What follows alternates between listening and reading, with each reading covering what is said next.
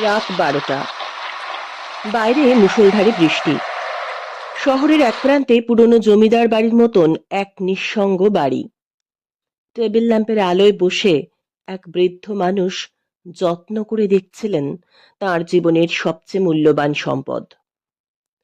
কিন্তু তিনি জানতেন না, সেই রাতেই একটি ছোট্ট হলুদ কাগজের টুকরোর জন্য তার জীবনের শেষ অধ্যায় লেখা হতে চলেছে। আর শুরু হতে চলেছে এক ভয়ঙ্কর রহস্য।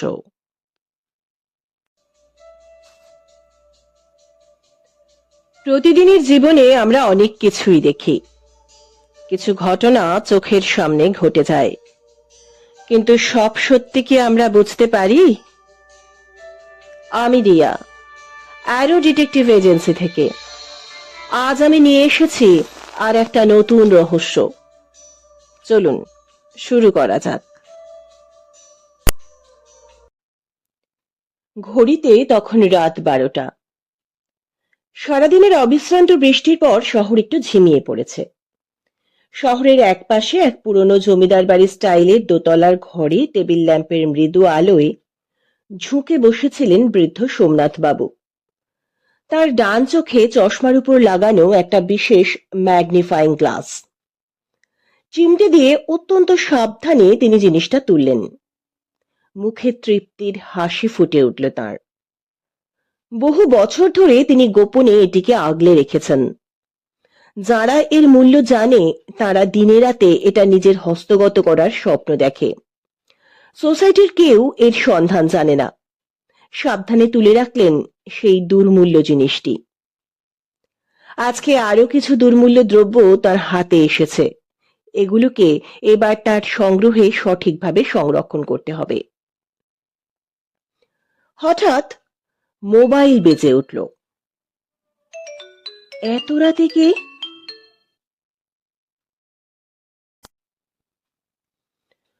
ঠিক 10 মিনিট পর একটা ভারী পতনের শব্দ আর টেবিল ল্যাম্পটা উল্টে যাওয়ার আওয়াজে ঘরের নীরবতা ভেঙে খান খান হয়ে গেল।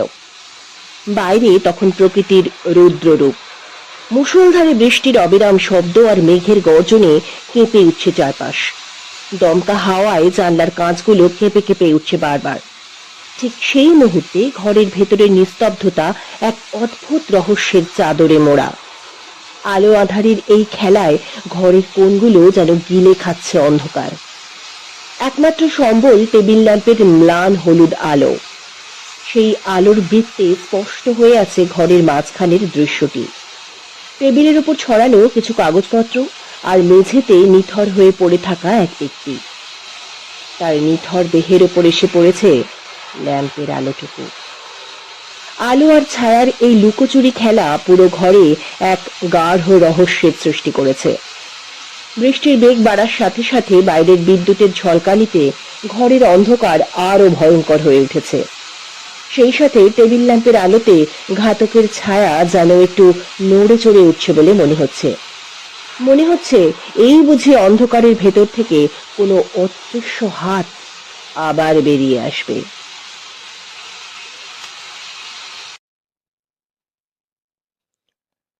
সকাল 8টা বাজে। ওয়াশরুম থেকে ফ্রেশ হয়ে এসে টেবিলে বসতে মা এক কাপ চা আর দুটো ডাইজেস্টিভ বিস্কুট রিনির হাতে ধরিয়ে দিলেন।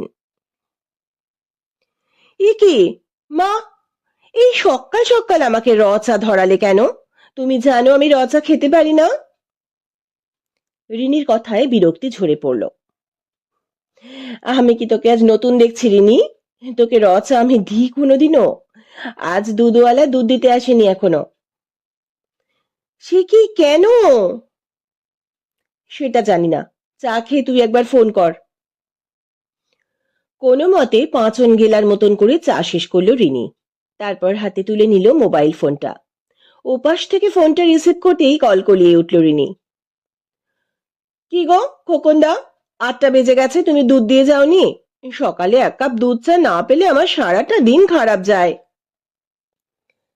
যাচ্ছি, এক্ষুনি যাচ্ছি গো, গিয়ে সব বলছি। আগে কোনোদিন এমন হয়েছে বলো দিদি? ঠিক আছে, তুমি তাড়াতাড়ি এসো। মিনিট 15 পরে দুধ নিয়ে হাজির হলো খোকনদা। দুধের প্যাকেট হাতে ধরিয়েই বলল, জানেন দিদি, আজ সকালে প্রথম যে বাড়িতে দুধ দিতে যাই সেই বাড়িতে বয়স্ক ভদ্রলোক সোমনাথ বাবু মারা গেছেন। কোন সোমনাথ বাবু? ওই রবীন্দ্রনগরের দিকে যার বাড়ি? হ্যাঁ গো দিদি, তুমি চেনো নাকি? হ্যাঁ, আমার বাবার সঙ্গে খুব ভালো পরিচয় আছে। ছোটবেলায় বাবার সাথে অনেকবার গেছি। কি হয়েছিল জেঠুর? খোকন গলার স্বর নিচু করে ফিসফিস করে বলল, খুন হয়েছেন গো মনে হচ্ছে দিদি। আমি তো প্রথম দেখলাম যে উনি মারা গেছেন। সে কি গো খোকনদা? হ্যাঁ গো দিদি, ওনার বাড়িতে আমি যখন দুধ দিতে যাই উনি তখন ওনার বাড়ির সামনেটাতে হাঁটেন। আমি ওনার হাতে দুধের প্যাকেট দিয়ে চলে আসি। আজ গিয়ে ওনাকে দেখতে পেলাম না, তাই সাইকেল থেকে নেমে ওনার বাড়িতে গিয়ে বেল বাজালাম। কারোর সাড়া পাচ্ছি না। এই সময় কেউ ঘুম থেকে ওঠে না। অনেকবার বেল বাজানোর পর ওনার ভাগ্নে হাই তুলতে তুলতে আর চোখ কচলাতে কচলাতে দরজা খুলল।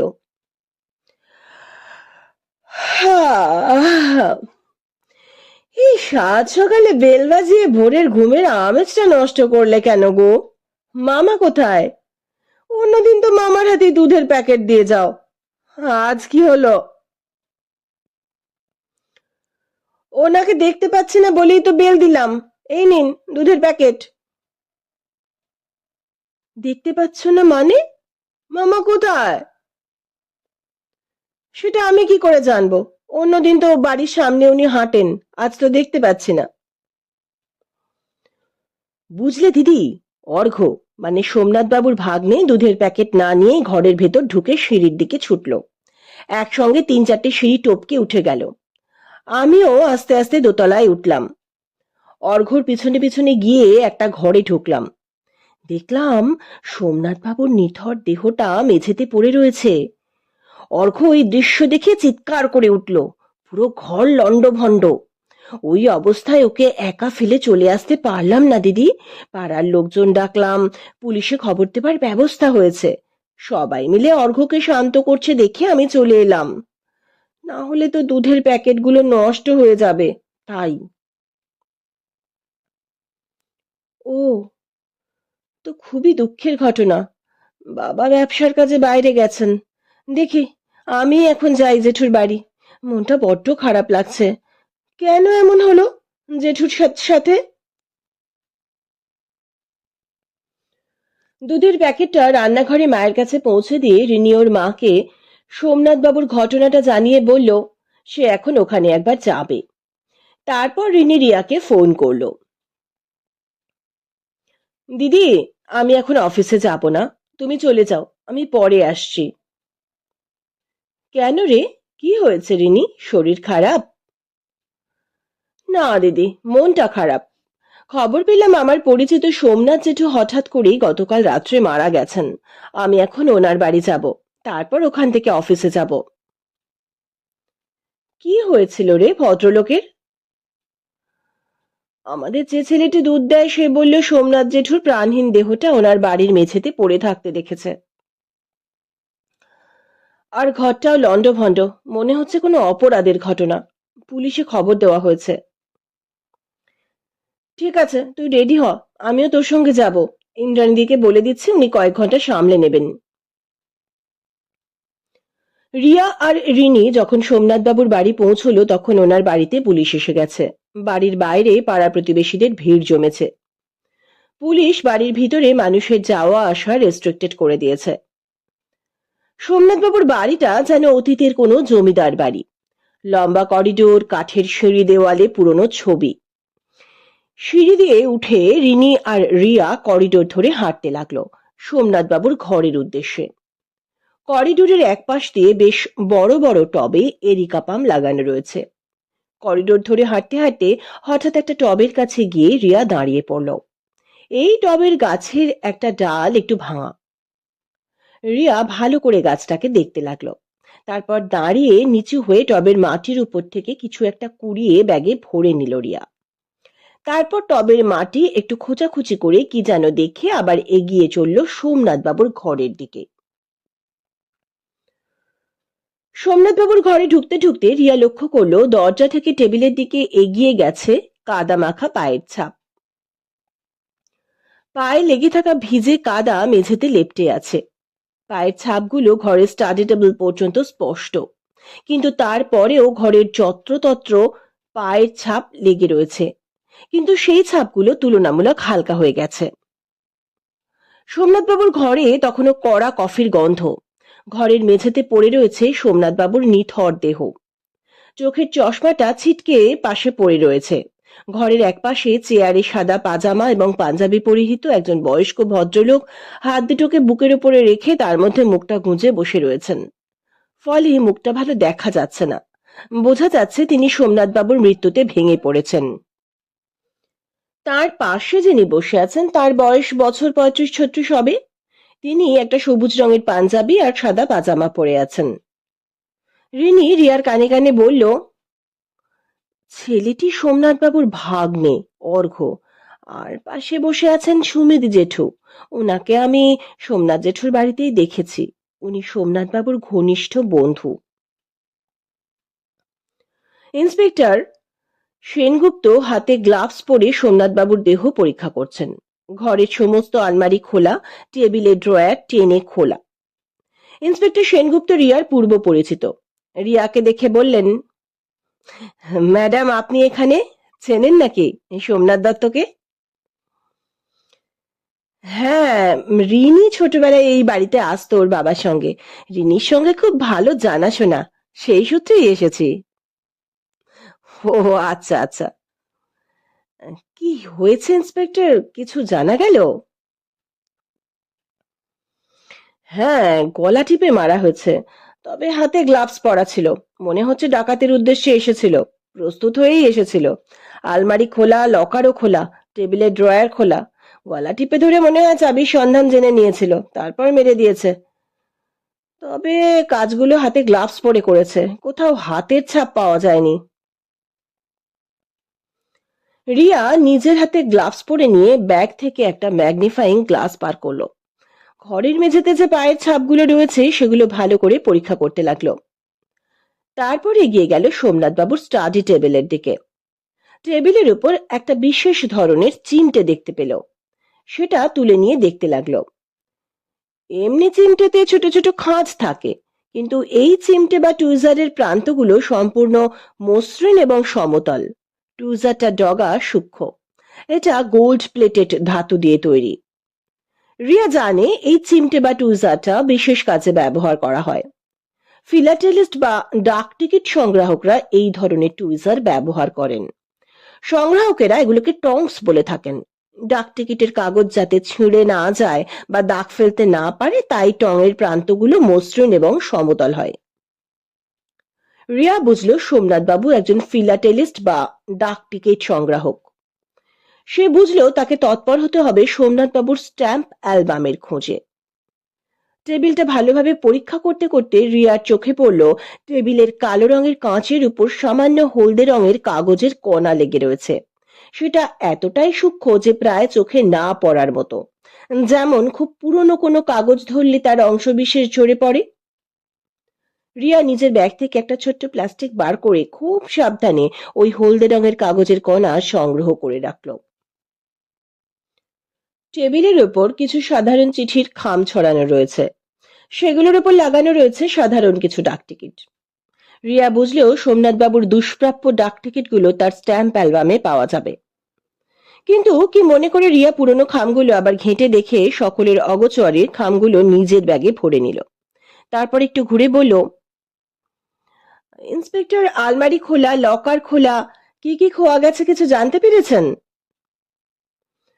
হ্যাঁ, ওনার ভাগ্নে অর্ঘ্য তো বলছে প্রায় 5 লাখ টাকা আর গয়না চুরি হয়েছে। ও তাই নাকি? কোথায় ওনার ভাগ্নে? ইন্সপেক্টর সেনগুপ্ত ওই বছর 33-34-এর ছেলেটির দিকে দেখালেন। ছেলেটির চোখ মুখ ফোলা ফোলা, মনে হয় কান্নাকাটি করেছে। রিনি তার দিকে একবার নজর দিয়ে আবার নিজের কাজে মন দিল। ঘরটা নিজের মতো পরীক্ষা করতে করতে রিয়ার চোখে পড়ল ঘরের এক কোণে একটা ম্যাগনিফাইং গ্লাস ভাঙা অবস্থায় পড়ে আছে। ইতিমধ্যে ইন্সপেক্টর সেনগুপ্ত সোমনাথবাবুর দেহ পরীক্ষা হয়ে গেছে। ইন্সপেক্টরের অনুমতি নিয়ে এগিয়ে গেল সোমনাথবাবুর দেহের দিকে। সোমনাথবাবুর দেহটা পরীক্ষা করতে করতে তার ডান হাতের মুঠোটা আধখোলা অবস্থায় ছিল সেটা রিয়ার নজরে এলো। রিয়া লক্ষ্য করলো মুঠোর মধ্যে খুব সূক্ষ্ম একটা জিনিস চকচক করছে। হয়তো এটা ইন্সপেক্টর সেনগুপ্ত দৃষ্টি এড়িয়ে গেছে। রিয়া তার ব্যাগে রাখা চিমটে দিয়ে সাবধানে টুকরোটা তুলে নিয়ে নিজের ব্যাগ থেকে ছোট প্লাস্টিকের প্যাকেট বার করে তাতে ভরে রাখলো। ইন্সপেক্টর সেনগুপ্ত পুরো ঘরটা দেখা শেষ করে নজর দিলেন সোমনাথ বাবুর ভাগ্নে অর্ঘ্যর দিকে। কাল রাতে এত বড় একটা ঘটনা ঘটে গেল আর আপনি টের পাননি? অর্ঘ্য চোখে চশমা খুলে চোখ মুছতে মুছতে কাঁদো কাঁদো মুখে বলল, মামা বাবু যেভাবে চলে যাবেন আমি ভাবিনি। কাল রাত্রে এক বন্ধুর বাড়ি আমাদের সব বন্ধুদের নিমন্ত্রণ ছিল। খাওয়া দাওয়া যখন মিটলো তখন খুব ঝড় বৃষ্টি হচ্ছিল। আমরা তাই রাত্রে খাবার পর তাস নিয়ে বসেছিলাম। টের পাইনি কখন অনেক রাত হয়ে গেছে।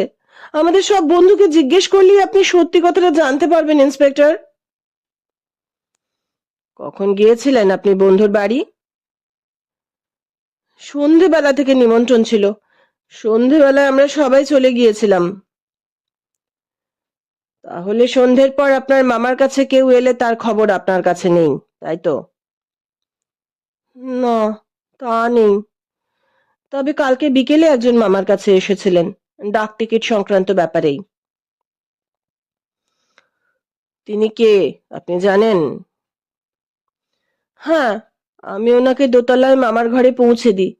ওনাদের যখন কথা হচ্ছিল তখন আমি এই ঘরেই ছিলাম। ভদ্রলোক একজন বিদেশি অ্যান্টিক ডিলার। ওনার নাম মিস্টার রবার্টসন। তিনি একজন ব্রিটিশ নাগরিক। বলছিলেন যে কলকাতায় পুরনো জিনিস কিনতে এসেছিলেন। মামার কাছে দুষ্প্রাপ্য সব ডাক টিকিট আছে খবর পেয়ে আমাদের বাড়ি এসেছেন। উনি ইস্ট ইন্ডিয়া কোম্পানির কিছু টিকিট কিনতে এসেছিলেন। ওনাকে কোথায় পাওয়া যাবে আপনি বলতে পারবেন?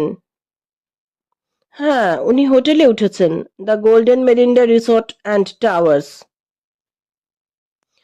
ইন্সপেক্টর একজন কনস্টেবলের দিকে তাকিয়ে নির্দেশ দিলেন ওই হোটেলে এক্ষুনি ফোন করে মিস্টার রবার্টসন যেন ওই হোটেল থেকে চলে না যান সেই ব্যবস্থা করতে। ওনাকে থানায় রাখতে হবে জিজ্ঞাসাবাদের জন্য। ইন্সপেক্টরের কথা শেষ হলে অর্ঘ্য বলে উঠল, ওনার সঙ্গে মামার একটু তর্কাতর্কিও হয়েছিল। উনি কি সমস্ত ডাক টিকিটের জন্য যেন মামাকে জোরাজুরি করছিলেন, কিন্তু মামা সেগুলো কিছুতেই বিক্রি করতে চাইছিলেন না।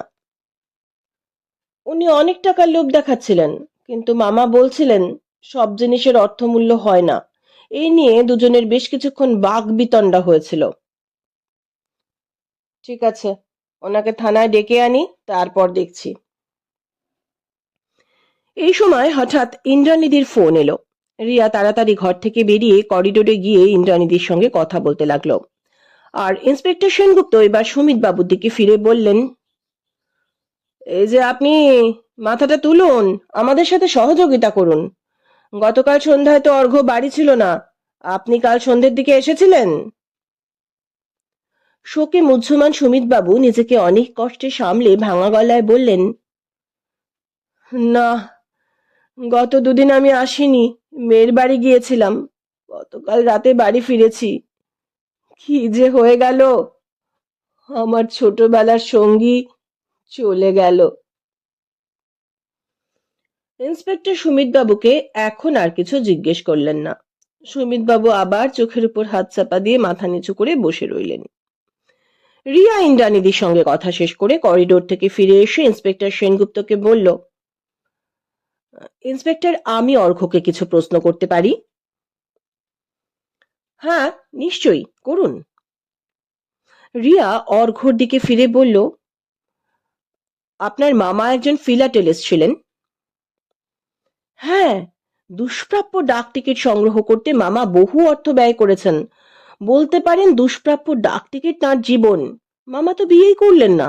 ডাক টিকিটগুলোকে তিনি নিজের সন্তানের থেকেও ভালোবাসেন। শুনলাম আপনিও বিয়ে করেননি। আপনার এরকম কোন হবি আছে নাকি যে জন্য আপনিও মামার মতো অনড় থেকে গেলেন?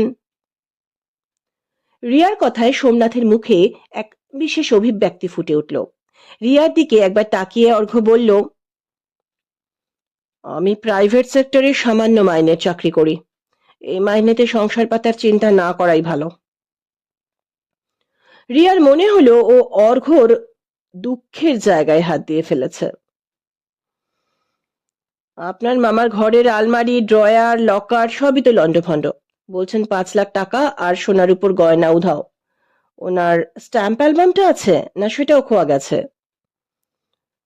আমি কিছুতে হাত দিইনি, আপনারা খুঁজে দেখতে পারেন। তবে মামার স্ট্যাম্প অ্যালবাম যদি চুরি যায় সহজেই ধরা পড়ে যাবে। মামা ইউভি পেন ব্যবহার করে অ্যালবামের ভেতরের মলাটে নিজের নাম এবং কিছু গোপন সংকেত লিখে রেখেছেন। সাধারণ আলোতে সেটা একদমই অদৃশ্য থাকবে, কিন্তু ছোট ইউভি লাইট বা ব্ল্যাক লাইটের নিচে ধরলেই সেটা জ্বলজ্বল করে উঠবে। রিয়া মনে মনে সোমনাথ বাবুর বুদ্ধির প্রশংসা করল। তারপর ব্যাগ থেকে একটা কাঠের বোতাম বার করে বলল, দেখুন তো অর্ঘ্য, এই বোতামটা আপনার পাঞ্জাবির বলে মনে হচ্ছে, কারণ আপনার পাঞ্জাবির একটা বোতাম উধাও, আর আমার হাতে যে কাঠের বোতামটা রয়েছে সেটা আপনার পাঞ্জাবির বোতামের সঙ্গে ম্যাচ করে যাচ্ছে। অর্ঘ্য চমকে উঠল। মনে হলো এটা সে আগে খেয়াল করেনি। বলল, এটা আপনি কোথায় পেলেন? চলুন দেখাচ্ছি কোথায় পেলাম। ইন্সপেক্টর, আপনিও আসুন আমার সঙ্গে। ঘর থেকে বেরিয়ে ইন্সপেক্টর সেনগুপ্ত, রিনি আর অর্ঘ্য রিয়ার পিছনে পিছনে গিয়ে উপস্থিত হলো করিডোরে রাখা সেই এরিকা পাম ট্রির কাছে, যে টব থেকে রিয়া এই বোতামটা কুড়িয়ে পেয়েছিল। টবের সামনে গিয়ে রিয়া বলল, এই যে, এই টবের উপর আপনার পাঞ্জাবির বোতামটা পড়েছিল অর্ঘ্য। ইন্সপেক্টর, একজন কনস্টেবলকে ডেকে এই টবের মাটি একটু খোঁড়ার ব্যবস্থা করুন তো। রিয়ার কথা শুনে অর্ঘ্য হাঁ হাঁ করে উঠল। না না, একদম না। এই গাছগুলো মামা বাবুর প্রাণ। টবের মাটি খুঁড়ে এই গাছগুলোকে একদম নষ্ট করবেন না। এখন এগুলোই আমার কাছে মামা বাবুর স্মৃতি। মামা বাবুর প্রাণ বলেই তো গাছের মাটির নিচে মামা বাবুর অনেক কিছুই রাখা রয়েছে অর্ঘ্য। আর এটা নিশ্চিত যে সেগুলো আপনিই রেখেছেন। মাটি খুঁড়ে ওগুলো ওখানে রাখার পর আপনার পাঞ্জাবির বোতামটা খুলে টবের মাটির উপর পড়ে গেছিল।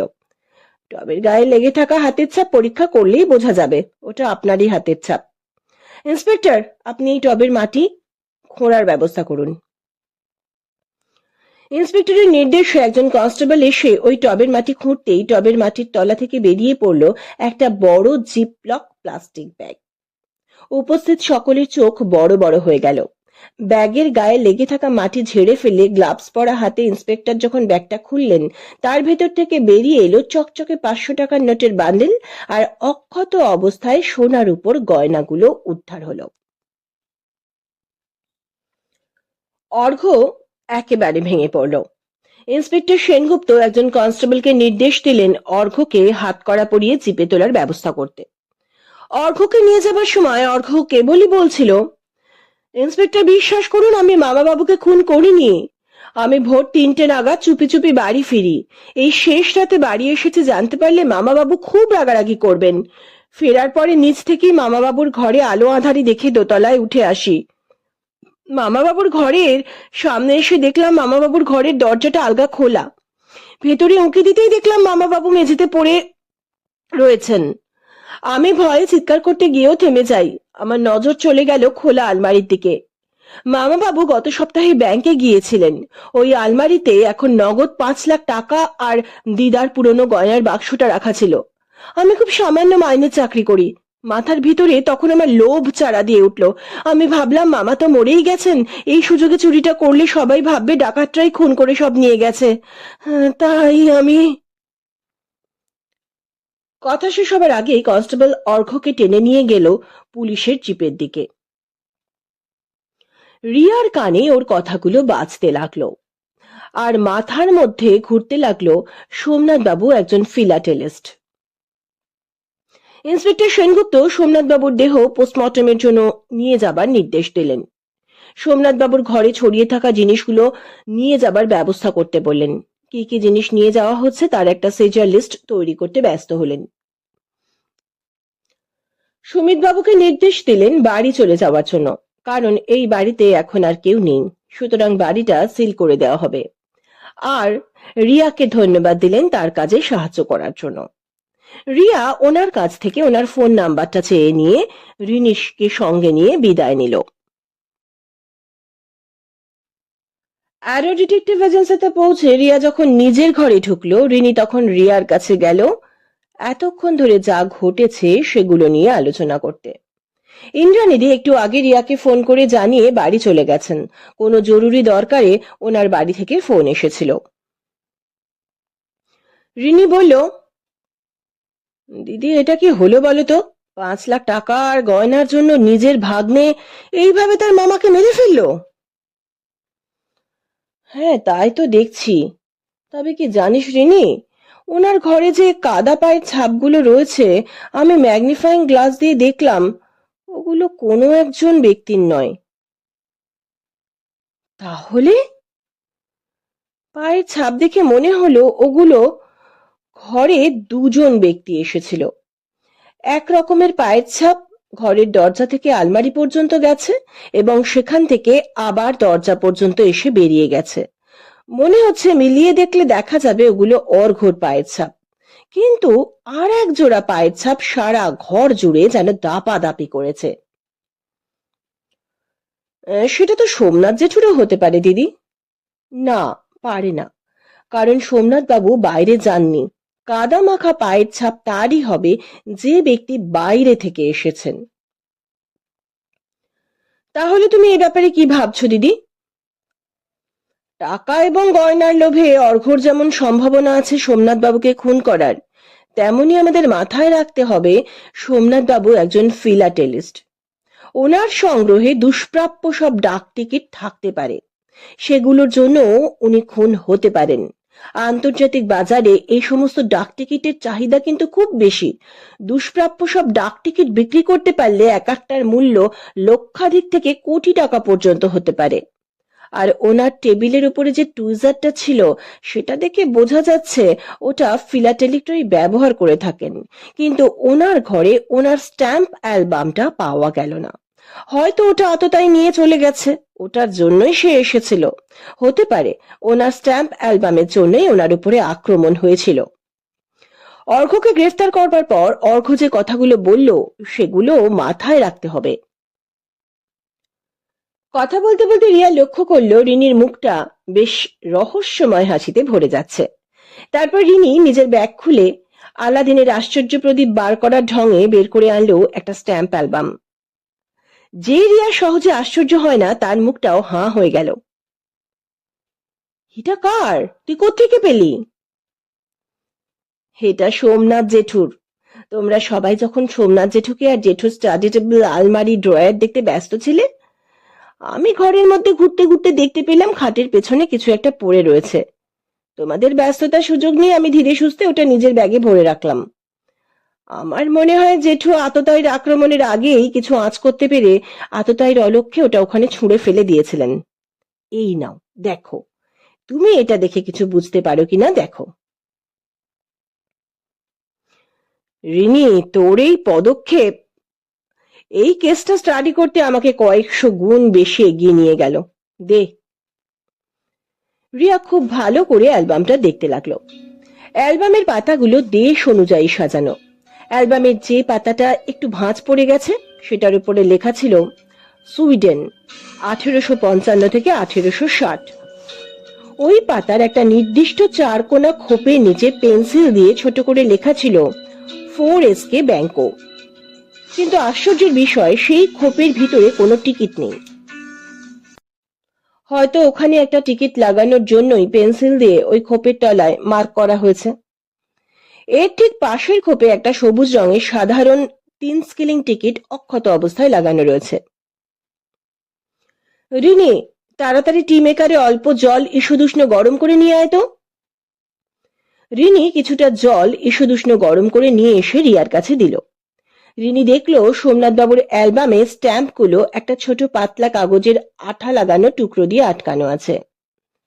রিয়া বলল, এই যে ছোট পাতলা কাগজের আঠা লাগানো টুকরো দিয়ে স্ট্যাম্প লাগানো আছে, ওটাকে বলা হয় স্ট্যাম্প হিঞ্জ। এবারে রিয়া একটা খুব সরু এবং নরম তুলি ওই ঈষদুষ্ণ জলে ভেজালো। তারপর খুব সাবধানে তুলি দিয়ে হিঞ্জের উপর সামান্য লাগালো, যাতে জল স্ট্যাম্পের গায়ে না লাগে, শুধুমাত্র হিঞ্জের উপরে লাগে। কয়েক সেকেন্ড অপেক্ষা করলো।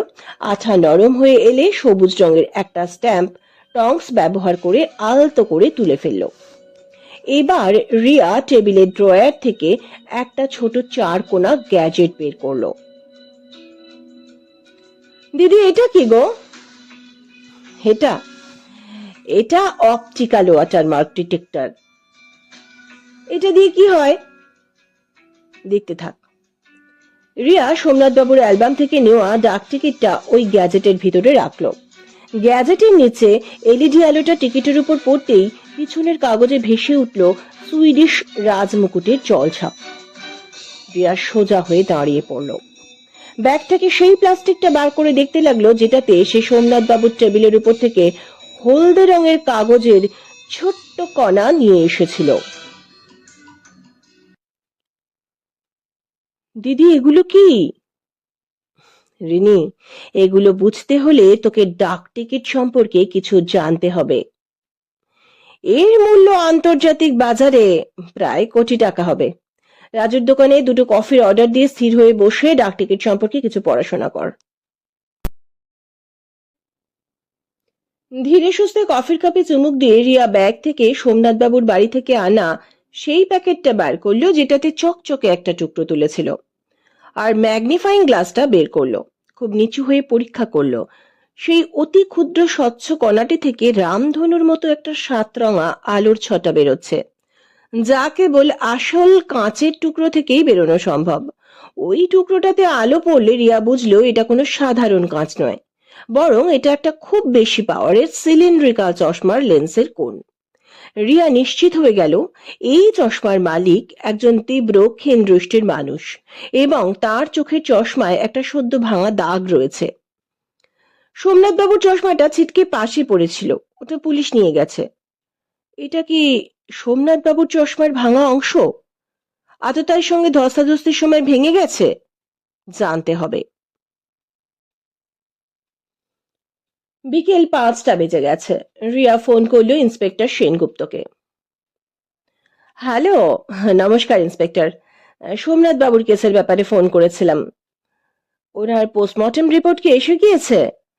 আর রবার্টসন, উনি থানায় এসেছিলেন? হ্যাঁ মিস চ্যাটার্জি, রবার্টসনকে থানায় ডেকে পাঠানো হয়েছে 5:30টার সময়, উনি আসবেন বলেছেন। আর পোস্টমর্টেম রিপোর্ট এখনো পাওয়া যায়নি। ও আচ্ছা ইন্সপেক্টর, সোমনাথ বাবুর চশমাটা কি পরীক্ষা করা হয়ে গেছে? ওনার কি সিলিন্ড্রিক্যাল পাওয়ার ছিল?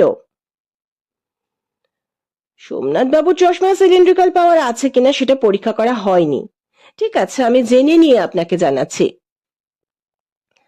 আর একটা অনুরোধ আছে, রবার্টসন থানায় এলে দেখবেন ওনার চোখে চশমা আছে কিনা। জিজ্ঞাসাবাদের সময় জেনে নেবেন যে উনি সিলিন্ড্রিক্যাল পাওয়ারে চশমা পরে আছেন কিনা। আর সকালে দেখলাম অর্ঘ্যর চোখে চশমা আছে, ওর চোখের পাওয়ার সিলিন্ড্রিক্যাল কিনা সেটাও জেনে নেবেন। ঠিক আছে, কিন্তু আপনি চশমার ব্যাপারে এত আগ্রহী হলেন, কিছু ক্লু পেয়েছেন নাকি মিস চ্যাটার্জি? হ্যাঁ ইন্সপেক্টর, ঘটনাস্থলে আমি একটা ছোট্ট কাঁচের টুকরো পেয়েছিলাম, যেটা কোনো চশমার ভাঙা অংশ বলে আমার এখন মনে হচ্ছে। ম্যাগনিফাইং গ্লাস দিয়ে পরীক্ষা করে দেখলাম ওটার সিলিন্ড্রিক্যাল পাওয়ার আছে। কাঁচের টুকরো দেখে মনে হচ্ছে চশমাটা খুব দামি। এত দামি লেন্স শহরের নির্দিষ্ট কয়েকটা দোকানেই তৈরি হয়। ঠিক আছে, আমি তথ্যগুলো পেলে আপনাকে জানাচ্ছি। প্রায় ঘন্টা খানেক ডাক টিকিটের ইতিহাস ঘাটাঘাটি করবার পরে ইন্সপেক্টর সেনগুপ্তর ফোন এলো। হ্যালো মিস চ্যাটার্জি, রবার্টসনের সঙ্গে কথা হলো। ওনার সঙ্গে কথা বলে আলাদা কিছু জানা গেল না। অর্ঘ্য যা বলেছিলেন রবার্টসন ওই একই কথা বললেন। উনি ব্রিটিশ আমলের কিছু ডাক টিকিট কেনার জন্য সোমনাথ বাবুর সঙ্গে দেখা করেছিলেন। আগে থেকেই ফোনে সোমনাথ বাবুর সঙ্গে যোগাযোগ করা ছিল। উনি ওই দিন বেশ কিছু ব্রিটিশ আমলের ডাক টিকিট সোমনাথ বাবুর কাছ থেকে কিনেও নিয়ে গিয়েছিলেন। আর ওনার সঙ্গে যখন এই লেনদেন হয় তখন অর্ঘ্য উপস্থিত ছিল। হ্যাঁ, এটা সত্যি যে ওনার সঙ্গে সোমনাথ বাবুর কিছু বাকবিতণ্ডা হয়েছিল, তবে সেটা দুষ্প্রাপ্য কিছু ডাক টিকিট বিক্রিকে কেন্দ্র করেই। উনি আরো কিছু দুষ্প্রাপ্য ডাক টিকিট কিনতে চাইছিলেন, কিন্তু সোমনাথ বাবু সেগুলো বিক্রি করতে মোটেই রাজি ছিলেন না, এই আর কি। আর ওনার চোখে চশমা আছে এবং চশমায় সিলিন্ড্রিক্যাল পাওয়ার আছে, আর সোমনাথ বাবুর চোখে সিলিন্ড্রিক্যাল পাওয়ার ছিল না। ওনার পোস্টমর্টম রিপোর্টটাও এসে গেছে, গলায় কোনো হাতের ছাপ পাওয়া যায়নি, কারণ আততায়ীর হাতে গ্লাভস পরা ছিল। কিন্তু সোমনাথ বাবুর নখে কিছু রক্ত মাংসের চিহ্ন পাওয়া গেছে। সম্ভবত যখন আততায়ী সোমনাথ বাবুর গলা টিপে ধরেছিল সেই সময় সোমনাথ বাবু আত্মরক্ষার চেষ্টা করেছিলেন, সেই সময় তার নখে আততায়ী রক্ত মাংস লেগে গেছে। আর অর্ঘ্য এখন আমাদের এখানেই আছে, অর্ঘ্যর সঙ্গে ওই ডিএনএ মেলে কিনা সেটা দেখতে হবে। অর্ঘ্যর চোখের পাওয়ারও সিলিন্ড্রিক্যাল। তার মানে ইন্সপেক্টর রবার্টসন এবং অর্ঘ্য দুজনের চোখে সিলিন্ড্রিক্যাল পাওয়ার আছে। আর চশমার ভাঙা টুকরোটা কার সেটা যদি বোঝা যেত তাহলে খুনিকে শনাক্ত করা অনেক সহজ হতো। আপনি এভাবে ভাবছেন কেন মিস চ্যাটার্জি? এতে কেসটা অযথা জটিল হয়ে যাচ্ছে না? গত সপ্তাহে সোমনাথ বাবু ব্যাংকে গিয়েছিলেন, ব্যাংকের লকারে গিয়েছিলেন, সেটা অর্ঘ্য জানে। অর্ঘ্য জানে সোমনাথ বাবু ব্যাংক থেকে টাকা এবং গয়নার বাক্সটা নিয়ে এসেছেন। শেষ রাতে বন্ধুর বাড়ি থেকে ফিরে সোমনাথ বাবুকে ডেকে তুলে তাকে খুন করে জিনিসগুলো হস্তগত করে আলমারি, টেবিল, ড্রয়ার সব লণ্ডভণ্ড করে রেখেছে। এটাকেও একটা ডাকাতির রূপ দিতে চেয়েছে। আর অত রাতে অত টাকা আর গয়না ও কোথায় সরাবে, তাই বাড়িতে টবের নিচে পুঁতে রেখেছে। অত টাকা আর গয়নার লোভও সামলাতে পারেনি, আর অর্ঘ্যই খুনি। এই ব্যাপারটা এত জটিল করবার কোনো প্রয়োজন নেই।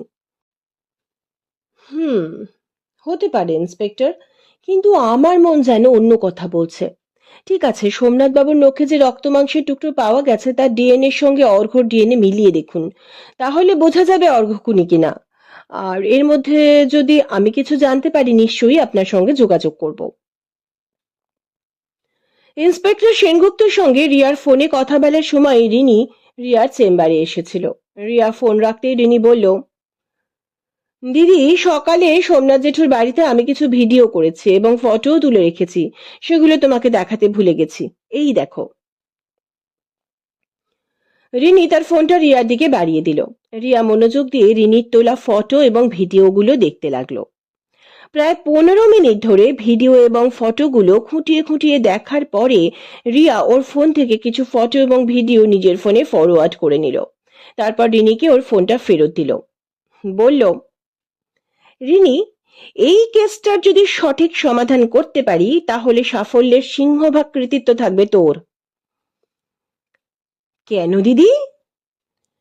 প্রথমত তুই সোমনাথ বাবুর স্ট্যাম্প অ্যালবামটা নিয়ে এসেছিস, আর সব থেকে গুরুত্বপূর্ণ হলো তোর তোলা এই ফটো এবং ভিডিওগুলো। এটা আমাকে অনেক কিছু বুঝতে সাহায্য করেছে। আমি এখনই ইন্সপেক্টরকে ফোন করছি। পরের দিন সকাল 10টা। গতকাল রাতে রিয়ার সঙ্গে ইন্সপেক্টর সেনগুপ্তর কথা হয়েছিল। সেই অনুযায়ী আজকে সকাল 10টায় থানাতে রবার্টসন এবং সুমিত বাবুকে আসার নির্দেশ দেওয়া হয়েছে। অর্ঘ্যকেও নিয়ে আসা হয়েছে। রিয়া এবং রিনিও নির্দিষ্ট সময়ে থানায় উপস্থিত হয়েছে। আপনাদের সকলকে এখন এখানে উপস্থিত করা হয়েছে একটা বিশেষ কারণে। মিস চ্যাটার্জি আপনাদের একটা জিনিস দেখাতে চান। ওটা কার যদি কেউ বলেন তাহলে আমাদের কাজে সুবিধা হয়। মিস চ্যাটার্জি, আপনি দেখান, ইন্সপেক্টর সেনগুপ্ত বললেন। রিয়া তিনজনের মুখের দিকে চোখ বুলিয়ে নিজের ব্যাগ থেকে একটা ছোট্ট প্লাস্টিক বার করলো। তারপর নিজের সঙ্গে নিয়ে আসা একটা টুইজার দিয়ে সেই প্লাস্টিকের ভেতর থেকে চশমার কাঁচের ভাঙা টুকরোটা বার করলো। এটা আপনাদের মধ্যে কার চশমার ভাঙা অংশ? তিনজনের কেউই ওই কাঁচের টুকরোটা নিজেদের চশমার অংশ বলে স্বীকার করলো না। দেখুন, এই টুকরোটা সোমনাথ বাবুর হাতের মুঠোর মধ্যে পাওয়া গেছে। সোমনাথ বাবুর নখে রক্ত এবং মাংসের টুকরো পাওয়া গেছে।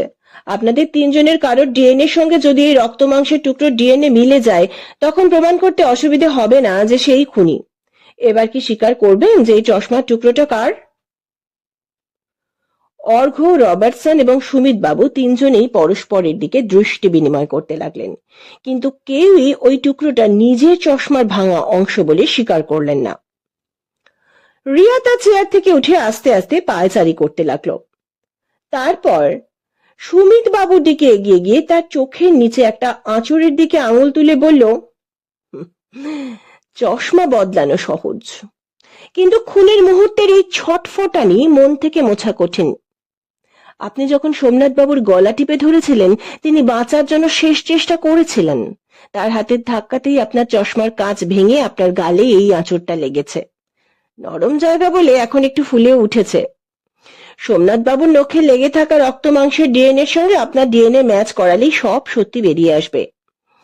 বিভিন্ন মানুষের ডিএনএর সঙ্গে ম্যাচ করে দেখবার কোনো প্রয়োজনই পড়বে না।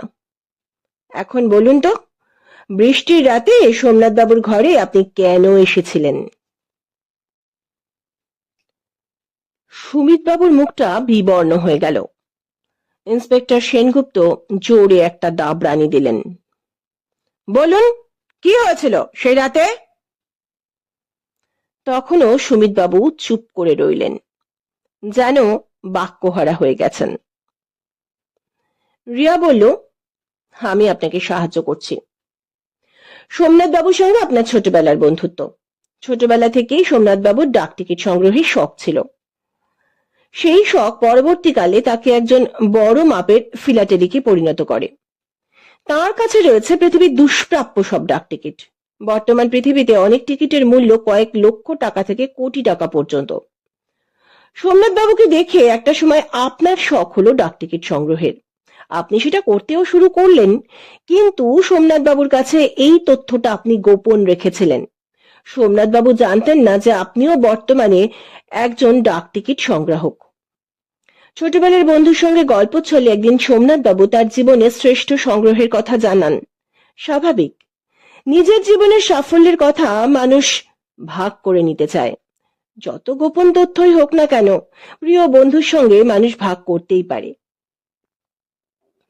তথ্যটা হলো, ফিলাটেলির দুনিয়ায় যাকে বলা হয় এক পরম বিস্ময়, the force killing yellow, Somnath বাবুর সংগ্রহে আছে।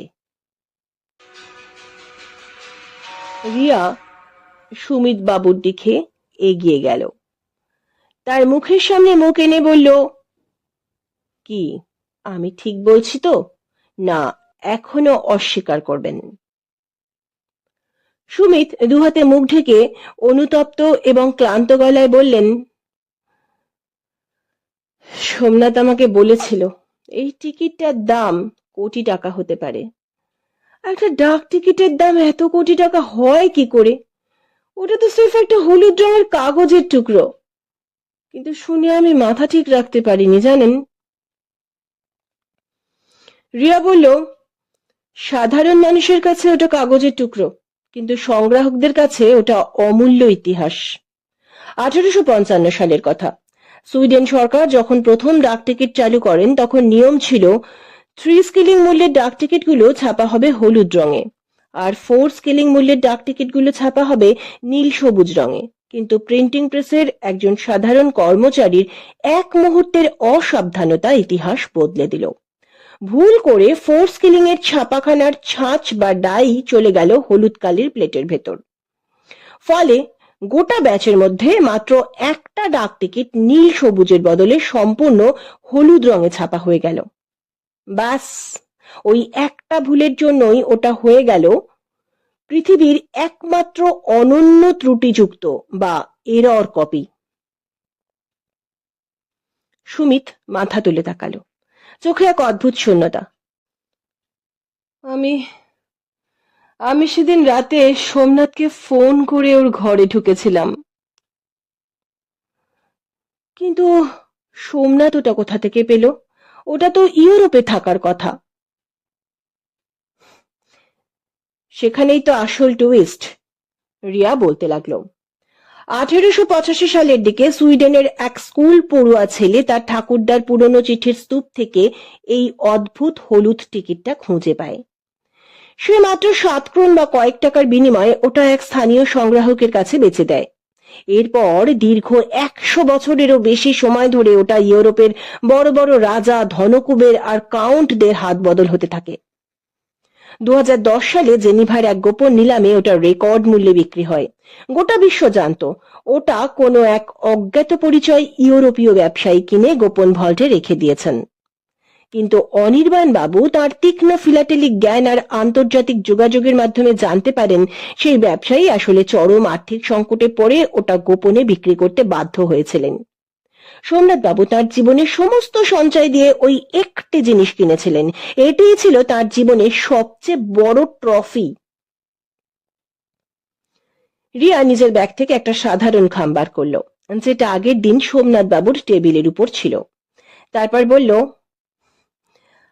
আমার ধারণা আপনি সেদিন রাতে সোমনাথ বাবুকে যখন ফোন করেন, তিনি এই ডাক টিকিটটি তার অ্যালবামে লাগানোর ব্যবস্থা করছিলেন। মনে হয় তিনি এই ডাক টিকিটে এর আগের অ্যালবামে লাগাননি। হতে পারে এই দুর্মূল্য ডাক টিকিটটি তিনি তার ব্যাংকের লকারে রেখে দিয়েছিলেন। তারপর কিছু মনে হতে ব্যাংক থেকে ডাক টিকিটটি এনে নিজের অ্যালবামে লাগাতে চেয়েছিলেন। আমি দেখেছি তার অ্যালবামে সুইডেনের ডাক টিকিটের যে সংগ্রহ, সেখানে একটা খোপের নিচে 4K ব্যাংকও কথাটা পেন্সিল দিয়ে লিখেছিলেন, কিন্তু সেই খোপটা ছিল খালি। আপনি তার ঘরে আসছেন শুনে সোমনাথবাবু বুদ্ধি করে এই কোটি টাকার বিশ্ববিখ্যাত ডাক টিকিটটি সাধারণ একটা চিঠির খামের ওপরে অন্য দুটো সস্তা ভারতীয় ডাক টিকিটের পাশে আঠা দিয়ে সেঁটে রেখেছিলেন। আপনি আলমারি ভেঙে ফোল্ডার ওলটপালট করলেন, অথচ আপনার চোখের ঠিক সামনেই টেবিল ল্যাম্পের আলোয় ওটা জল করছিল। আপনি ওটা দেখতে পেয়েও চিনতে পারলেন না। লোভ আপনার চোখ দুটোকে এমন অন্ধ করে দিয়েছিল সুমিত বাবু, যে ছোটবেলার বন্ধুকে খুন করতেও আপনার হাত কাঁপলো না। এবার বলুন তো, সেদিন অত রাতে সোমনাথ বাবুর ঘরে আপনি ঢুকলেন কি করে? সুমিত বাবু সম্পূর্ণ ভেঙে পড়েছেন। কোনো মতে বললেন, সেদিন রাত তখন 11:15। তখন ওই টিপটিপ বৃষ্টি পড়ছে। আমি জানতাম সোমনাথ রাত জেগে ডাক টিকিট পরীক্ষা করে। আমি আমার গাড়িটা একটু দূরে পার্ক করে ছাতা মাথায় দিয়ে সোমনাথের বাড়ির সামনে এলাম। ভেতরে যে অর্ঘ্য নেই সেটা আমি তখনও জানি না, তাই সোমনাথকে মোবাইলে ফোন করলাম। সোমনাথ ফোনটা রিসিভ করে বলল, কি রে সুমিত, এত রাতে কি হয়েছে? আমি বললাম, আরে বলিস না, মেয়ের বাড়ি থেকে ফিরছিলাম, গাড়িটা হুট করে বিগড়ে গেল। এই বৃষ্টিতে কোনো ট্যাক্সিও পাচ্ছি না। ভাবলাম তোর ঘরে আলো জ্বলছে যখন একটু আশ্রয় নি, দরজাটা খোল। সোমনাথ দরজা খুললে আমি বললাম, এক কাপ কফি খাওয়া দেখি। সোমনাথ ওর ইলেকট্রিক কেটলে জল গরম করে কফির ব্যবস্থা করতে লাগলো। আসলে আমি তখন মনে মনে নিজেকে প্রস্তুত করছিলাম যে সোমনাথকে কি করে বিষয়টা বলবো। আমাকে কফির কাপটা এগিয়ে দেওয়ার পরে আমি কফির কাপে চুমুক দিয়ে বললাম, সোমনাথ, তোর সেই দুষ্প্রাপ্য ফোর্স কিলিং ইয়েলো ডাক টিকিটটা একবার দেখা তো। সোমনাথের মুখটা মুহূর্তের মধ্যে ফ্যাকাশে হয়ে গেল। একটু তুতলে বলল, ওটা ওটা তো বাড়িতে নেই, ওটা আমার ব্যাংকের লকারে থাকে। তুই ভুলে যাচ্ছিস সোমনাথ, গত সপ্তাহেই তুই আমাকে গল্প করেছিলিস টিকিটটা দেখতে বড় ইচ্ছে করছে, ব্যাংকের লকার থেকে বাড়িতে গিয়ে নিয়ে আসবি। কথা বাড়াস না, টিকিটটা দেখা।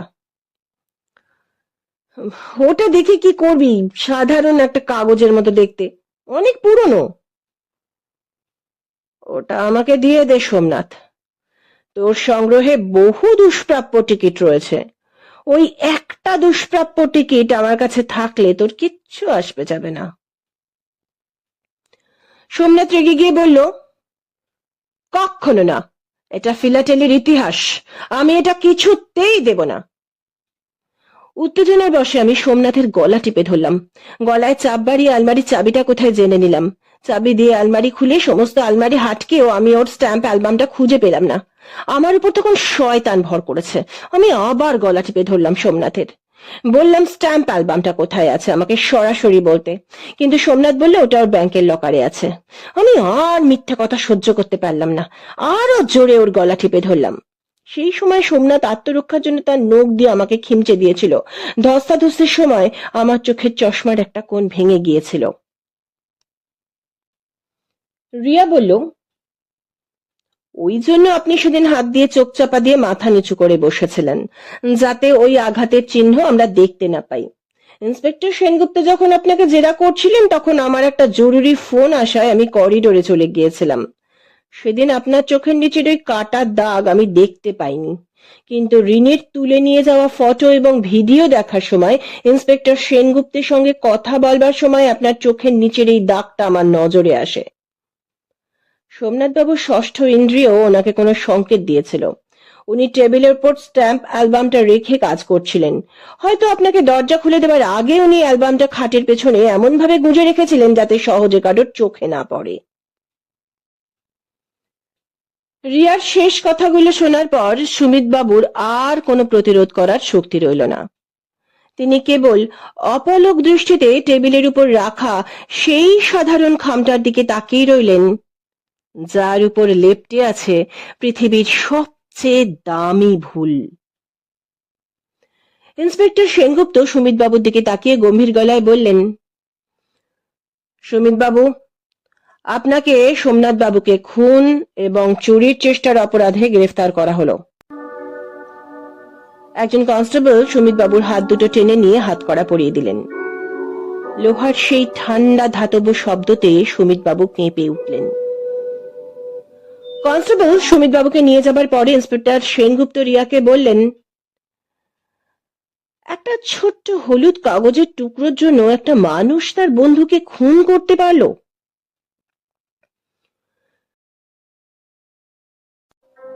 রিনি টেবিলের উপর রাখা খামটার দিকে তাকালো।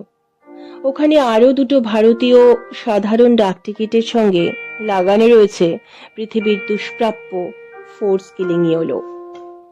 সে একটা দীর্ঘশ্বাস ফেলে বলল, এটা একটা মানুষের সীমাহীন লোভ আর অন্ধকারের ইতিহাসের সাক্ষী হয়ে রইল ইন্সপেক্টর। আর সাক্ষী রইল সোমনাথ বাবুর ফিলাটেলির প্রতি সেই ভালোবাসা, যার মূল্য সুমিতের মতো মানুষেরা কোনো দিন বুঝতে পারবে না।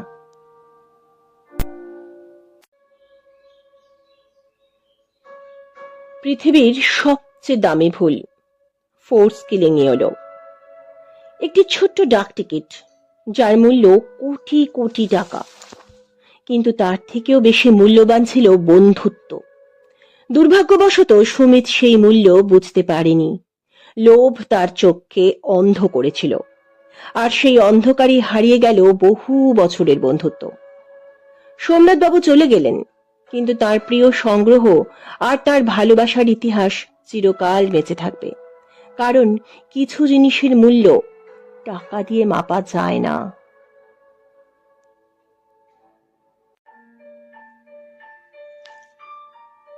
সত্যি লুকিয়ে থাকতে পারে, কিন্তু গোয়েন্দারি আর চোখ এড়িয়ে নয়। আবার দেখা হবে নতুন রহস্যে, নতুন গল্পে। ভালো থাকবেন। গল্পটি ভালো লাগলে লাইক, শেয়ার এবং ঝিমলির সাথে রহস্য গল্প চ্যানেলটি সাবস্ক্রাইব করার অনুরোধ রইল। নমস্কার।